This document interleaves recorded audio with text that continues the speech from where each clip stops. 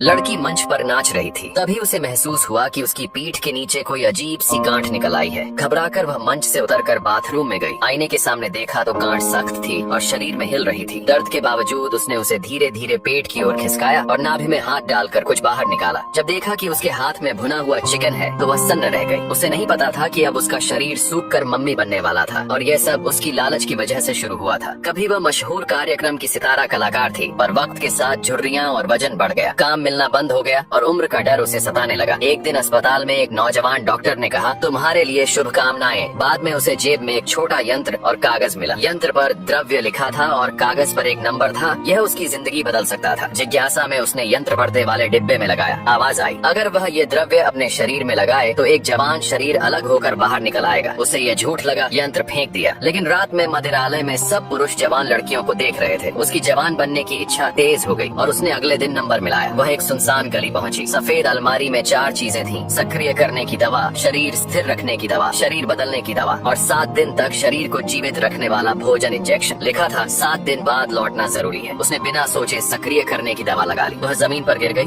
उसकी पीठ से नई जवान लड़की बाहर निकल आई। दर्पण के पास खड़ी होकर वह अपने नए चेहरे को देख रही थी, लेकिन पुराने फटे शरीर को देखकर डर गई। उसने सुई धागा उठाकर उसे सिल दिया और 7 दिन का भोजन इंजेक्शन डाल दिया। तभी उसकी नाक से खून बहने लगा। उसने जल्दी से शरीर स्थिर करने की दवा लगाई। वह कंपनी के चयन में पहुंची। उसकी सुंदरता देखकर मुखिया मोहित हो गया और उसके लिए नया चित्र छपवाया गया। वह फिर से सितारा बन गई। 7 दिन बाद वह अपने पुराने शरीर के पास लौटी। शरीर बदलने की दवा लगाई और फिर असली शरीर में लौट आई। जब वह कंपनी पहुंची तो मुखिया ने उसे निकाल दिया, क्योंकि अब उससे ज्यादा जवान अभिनेत्री आ चुकी थी। वह टूट गई और जीवन से उम्मीद छोड़ दी। अब वह केवल द्रव्य की खुराक लेने बाहर निकलती थी। लेकिन इस बार नया शरीर ऐन ही निकला, जो खुद सोचने समझने लगा। अब वह लड़की नहीं जानती थी कि उसने अपने ही हाथों अपने विनाश की शुरुआत कर दी थी।